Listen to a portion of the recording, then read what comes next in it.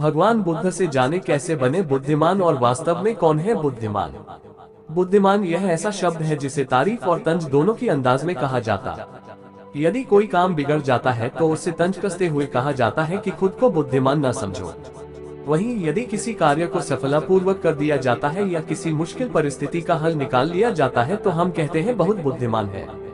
लेकिन प्रश्न यह है कि वास्तव में बुद्धिमान कौन है और कैसे बना जा सकता है बुद्धिमान। बुद्धिमान से जुड़ी गौतम बुद्ध की कहानी। एक गांव में एक लड़का था जिसका थ लेता था, जबकि उसी चीज को सीखने और समझने के लिए अन्य लोगों को काफी समय लग जाता था। लड़के की यह ख्याति दूर दूर तक फैल गई। सभी लड़के की तारीफ में कहने लगे कि उसके जितना बुद्धिमान कोई नहीं है। लड़का चित्रकारी, मूर्ति बनाना, गीत गाना जैसे अन्य कई चीजों को जानता था। अपनी प्रसिद्धि को बढ़ाने के लिए वह अन्य काम और चीजों को भी सीखने लगा। इस तरह से उसे अपनी बुद्धिमत्ता पर अहंकार हो गया, क्योंकि वह साधारण व्यक्ति होकर कई असाधारण काम भी आसानी से करने लगा था। एक दिन लड़के का सामना भगवान गौतम बुद्ध से हुआ। लड़के को खुद पर खूब अहंकार था और इस कारण उसे किसी से ईर्ष्या नहीं होती थी, क्योंकि वह खुद को ही श्रेष्ठ समझता था। लेकिन पहली बार उसे गौतम बुद्ध को देख ईर्ष्या हुई और वह अपनी तुलना बुद्ध के साथ करने लगता है। वह देखता है कि बुद्ध के पास भिक्षा मांगने के लिए एक कटोरा है और उसके पास अपार धन। बुद्ध ने साधारण वस्त्र धारण किए थे और उसके वस्त्र कीमती थे। बुद्ध नंगे पैर थे और वह नंगे पांव जमीन पर पैर भी नहीं रखता था। इस तरह से लड़का एक नहीं बल्कि कई चीजों से गौतम बुद्ध के साथ अपनी तुलना करने लगा। हर चीज से तुलना करने के बाद वह मन ही मन सोचता है कि आखिर मैं इस भिक्षु के साथ अपनी तुलना क्यों कर रहा हूँ, जबकि इसका और मेरा जीवन बिल्कुल अलग है। वहाँ मौजूद सभी लोग गौतम बुद्ध का सम्मान कर रहे थे। लड़का सोचने लगा कि आखिर इनमें ऐसा क्या है जो मुझ में नहीं है, जिस कारण मेरे भीतर इनके प्रति ईर्ष्या पैदा हो गई। अपने मन में चल रही जिज्ञासा को शांत करने के लिए वह बुद्ध के पास जाता है। वास्तव में कौन है बुद्धिमान?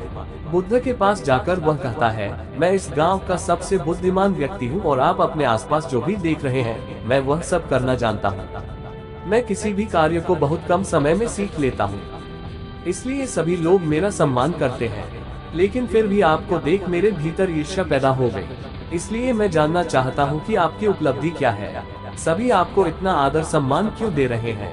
लड़के के सवाल का जवाब देते हुए बुद्ध कहते हैं, मेरी कोई उपलब्धि नहीं है, लेकिन तुम कह सकते हो कि मेरी यही एक उपलब्धि है।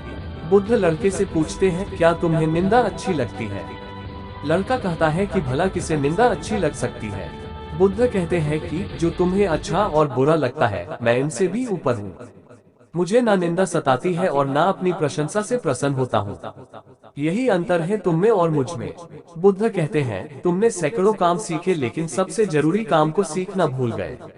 लड़का पूछता है, कौन सा काम? बुद्ध ने दिया, बुद्धिमान होने का ज्ञान। बुद्ध कहते हैं कि क्या तुम्हें मन को नियंत्रण करना आता है? ये बात सुनकर लड़का समझ जाता है कि उसे बुद्ध से ईर्ष्या क्यों हुई। बुद्ध कहते हैं, जिसने संपूर्ण जगत जीत लिया लेकिन अपने मन को नहीं जीत पाया उसने कुछ भी नहीं जीता। वहीं जिसने अपने मन को जीता लेकिन अपना सब कुछ गंवा दिया फिर भी उसने सब कुछ जीत लिया। बुद्ध की यह बात सुन लड़के का अहंकार टूट गया। उसने बुद्ध से कहा कि क्या आप मुझे अपने मन को जीतना सिखा सकते हैं? बुद्ध कहते हैं, जरूर, लेकिन इसके लिए मैं तुम्हारी सभी उपलब्धियां छीन लूंगा। लड़का कहता है, मैं तैयार हूँ। इसके बाद